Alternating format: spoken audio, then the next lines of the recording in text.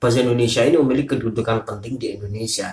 Hal itu terbukti di dalam Sumpah Pemuda, jumlah penuturnya paling banyak, kemudian luas penyebarannya hampir di seluruh wilayah Indonesia, kemudian sebagai sarana ilmu, seni, sastra, dan juga pengungkap budaya. Dosen nyentrik. Bismillahirrahmanirrahim. Assalamualaikum warahmatullahi wabarakatuh. Jumpa lagi dengan saya Ahmad Fatoni di kanal Dosen Nyentrik. Oke, pada video kali ini saya akan berbicara tentang bahasa ya, tentang bahasa Indonesia. Kalau di pertemuan kemarin saya sudah membahas tentang kontrak kuliah bahasa Indonesia. Ya, mungkin teman-teman masih saja ada bayangan kenapa sih sampai di perguruan tinggi pun saya tidak mengambil jurusan bahasa Indonesia, tetapi masih saja belajar bahasa Indonesia. Mengapa? Nah, tentunya ini perlu saya tindak lanjuti pertanyaan-pertanyaan itu ya. Mengapa kita perlu belajar bahasa Indonesia? Jadi semacam itu ya. Pertama karena memiliki bahasa Indonesia ini memiliki kedudukan penting di Indonesia. Hal itu terbukti di dalam Sumpah Pemuda, jumlah penuturnya paling banyak, kemudian luas penyebarannya hampir di seluruh wilayah Indonesia, kemudian sebagai sarana ilmu, seni, sastra, dan juga pengungkap budaya itu menggunakan bahasa Indonesia. Jadi semacam itu ya. Kemudian karena lingua franca ya, ini bahasa perantara antara bahasa orang berbeda budaya dan bahasa kebangsaannya. Jadi misalnya orang Jawa ketemu dengan orang Madura, ketika mereka berkomunikasi menggunakan bahasa ibunya, jadi yang satu ngomong bahasa Jawa, satu ngomong bahasa Madura, maka tidak akan ketemu ya, ya, tidak nyambung apa yang mereka bicarakan ya. Yang ketiga, konsekuensinya akan ada kecenderungan menyepelekan ya. Mengapa? Ya itu tadi, karena mengapa sih kok belajar bahasa Indonesia lagi, itu mengapa ya, karena sudah sering sekali bahkan kadang sehari-hari kita berkomunikasi ini menggunakan bahasa Indonesia ya kan. Nah, ini cenderung menyepelekan. Nah, bahkan ketika saya KKN kemarin ternyata ada jurusan teknik apa gitu ya, niatnya itu ya membuli temennya yang berbahasa Indonesia, yang jurusan bahasa Indonesia itu, dan dia terlambat sadar bahwa DPL-nya saya itu dosen prodi bahasa Indonesia. Jadi jadi guyon gitu lah, jadi guyonan gitu kan ya. Tetapi terlepas dari itu, ternyata ketika dipraktikkan anak bahasa Indonesia ketika menulis laporan, ketika menulis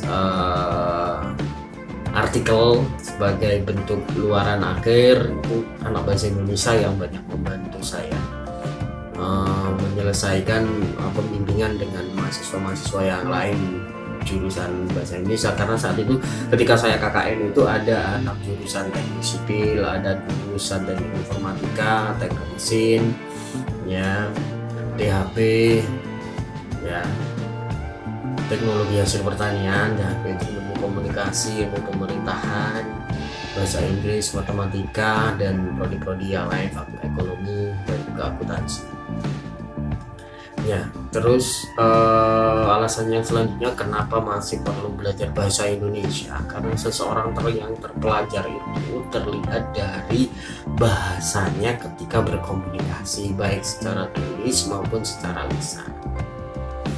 Nah, lantas fungsinya apa sih bahasa itu ya, seperti yang sudah saya singgung tadi, bahwa bahasa itu memiliki alat untuk komunikasi, bahasa itu ya, sebagai alat komunikasi, kemudian sebagai bentuk ekspresi diri, sebagai alat integritas dan adaptasi sosial, dan juga sebagai alat kontrol sosial ya.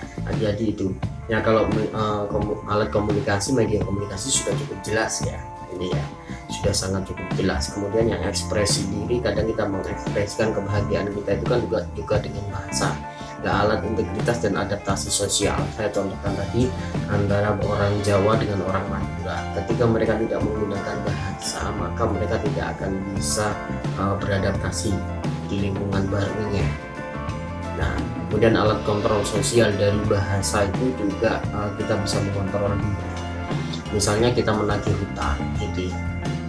Kemudian dengan bahasanya yang keras, kasar dan lain sebagainya, maka akan tidak menemukan capaiannya. Jadi tidak orang tersebut tidak malah banyak hutang, malah emosi.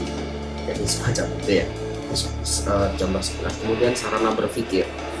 Maksudnya sarana berpikir itu bagaimana? Bahasa kok sebagai fungsinya sebagai sarana berpikir. Jadi semacam ini, ketika Anda mendapatkan SMS atau WA dari pacarnya yang mengatakan cukuplah hubungan kita ini, cukup sampai di sini, lah ini pasti Anda akan jadi berpikir stres juga kayak gitu kan. Nah, kemudian ragam bahasa ini kalau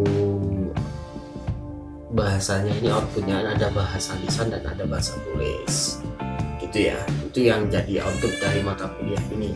Kemudian cara pandang penutur, ragamnya itu dialek, terpelajar, resmi dan tak resmi. Maksudnya dialek itu ya bahasa Indonesia ketika diucapkan oleh orang Papua pasti dialek Papuanya muncul. Ketika diucapkan oleh orang Jawa maka ada dialek Jawanya di dalam bahasa Indonesianya. Begitu juga dengan suku-suku yang lain. Kemudian orang terpelajar berbicara, ya orang terpelajar ini berbicara bahasa Indonesia pun itu cara berbicaranya, cara sulit bahkan ya mengemukakannya itu juga berbeda dengan orang yang tidak terpelajar. Misalnya orang-orang yang ada di terminal gitu ya. Tapi orang yang bukan terpelajar ya, bukan berarti orang terpelajar tidak masuk ke terminal gitu ya. Kemudian sebagai bahasa resmi, kalau kita di forum-forum resmi pasti kita akan menggunakan bahasa yang resmi. Kalau kita ke pasar, kalau kita ke mall, kalau kita kemana, walaupun kita menggunakan bahasa Indonesia pasti menggunakan bahasa ragam yang resmi.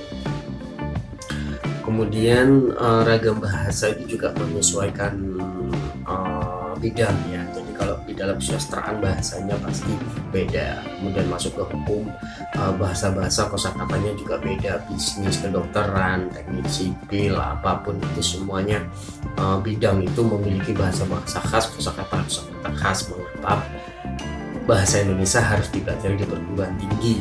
Nah, itu salah satu alasannya. Nah, kemudian apa sih perbedaan antara bahasa lisan dan bahasa tulis? Ya, kalau bahasa lisan itu tidak memerlukan lawan bicara yang pertama. Yang kedua, itu fungsi gramatikal, ada SPOK-nya, ada struktur kalimatnya. Kemudian ada terikat situasi, kondisi, ruang dan waktu. Kemudian yang keempat dipengaruhi tinggi rendah dan panjang pendek suara. Itu kalau lisan. Kalau tulis tidak. Tidak perlu saya menulis pun itu tidak membutuhkan teman. Ya sudah, saya menulis ya saya menulis. Selanjutnya biarkan orang menikmati tulisan saya itu esok, lusa ataupun 10 tahun kemudian. Dan dinyatakan dengan gramatika ya, ada SPOK-nya jelas gitu. Kemudian tidak terikat waktu karena bisa dinikmati seperti yang saya sebut di awal tadi. Cara pertama itu bisa dinikmati sekarang, besok, lusa atau 10 tahun ke depan. Dan harus ada penerapan PUET dan baca hurufnya kapital, hurufnya kecil, hurufnya miring. Jadi semacam itu.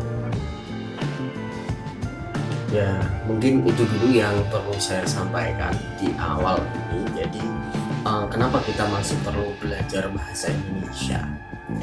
Jadi ini nanti akan saya lanjut lagi ya, lebih spesifik di pertemuan selanjutnya. Untuk saat ini cukup dulu, biar nanti akan ada dialog-dialog lagi.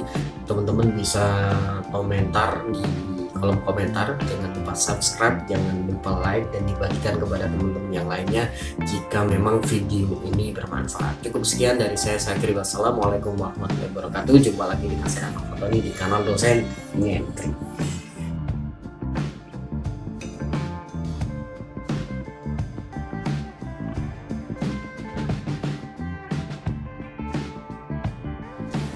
Jangan lupa subscribe.